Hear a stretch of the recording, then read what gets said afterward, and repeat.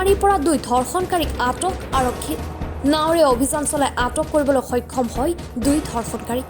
আটকাধীন 2 ধৰ্ষণকাৰী কাজম আলী আৰু জব্বৰ আলীক জেল হাজতলৈ প্ৰেৰণ কৰে আৰক্ষীয়ে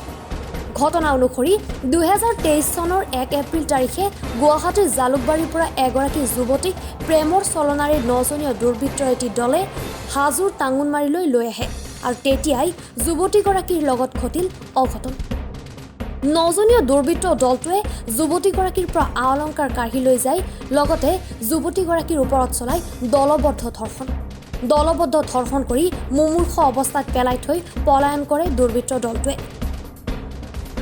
পিছত স্থানীয় ৰাইজৰ তৎপৰতাত যুৱতীগৰাকীক উদ্ধাৰ কৰি আৰক্ষী লোক ঘটনাস্থলীত উপস্থিত হৈ যুৱতীগৰাকীৰ ভাষ্যত দুৰ্বৃত্ত দলটোৰ 5জনকৈ লোকক আটক কৰি জেল হাজতলৈ প্ৰেৰণ কৰে যদিও তেতিয়াৰ পৰাই দলটোৰ আন 4জন লোক পলাতক অৱস্থাত আছিল অৱশেষত শুকুৰবাৰে আবেলি ভাগত চলোৱা অভিযানত ৰামদিয়া আৰক্ষী আৰু হাজো আৰক্ষীৰ যুটীয়া প্ৰচেষ্টাত এটি দলে হাজোৰ টাঙোনমাৰীৰ পৰা 2 ধৰ্ষণকাৰীক আটক কৰি 2 দিন আৰক্ষীৰ জিম্মাত লৈ 2 ধৰ্ষণকাৰীক জেল হাজতলৈ প্ৰেৰণ কৰে হাজোৰ পৰা মৃদুল মজুমদাৰ ৰিপৰ্ট এনি ভাৰত 24 নমস্কাৰ মই অজয় ফুকন আৰু এইখিনিতে সমূহ এনি ভাৰত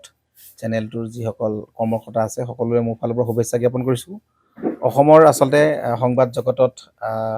নতুনকৈ আচলতে এটি আত্মপ্ৰকাশ ঘটিছে আমাৰ নিউজ চেনেল এনি ভাৰত আৰু এনি ভাৰতৰ এটা খুব ধুনীয়া এটা অনুষ্ঠান হ'বলৈ গৈ আছে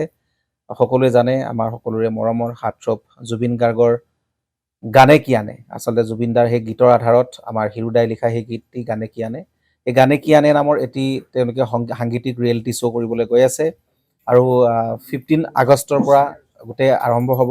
প্ৰথম অডিশ্যন অসমৰ ধেমাজি জিলাত আৰম্ভ কৰিব গতিকে সমূহ যিসকল প্ৰতিভা আছে যিসকলে গান ভাল পায় যিসকলে তেওঁলোকৰ নিজৰ প্ৰতিভা আচলতে দেখুৱাব বিচাৰে এই ৰিয়েলিটি শ্ব'ত গানে কি আনে এই প্ৰতিযোগিতাত অংশগ্ৰহণ কৰক আৰু খুব ধুনীয়া আপোনালোকে সুবৰ্ণ সুযোগ লাভ কৰিব লগতে ইয়াতে পুৰস্কাৰ আছেই বিভিন্ন ধৰণৰ উপহাৰো আপোনালোকে লাভ কৰিব আৰু লগতে এগৰাকী প্ৰতিষ্ঠিত আচলতে এগৰাকী শিল্পী হিচাপে অসমৰ সাংস্কৃতিক জগতত আপোনালোক প্ৰতিষ্ঠা লাভ কৰিব গতিকে গোটেই অনুষ্ঠানটোলৈ মোৰ ফালৰ পৰা শুভকামনা থাকিল আৰু লগতে এই অনুষ্ঠানটোত আপোনালোকে অংশগ্ৰহণ কৰিব আমিও আছোঁ আৰু সকলোকে আমি লগ পাম ধন্যবাদ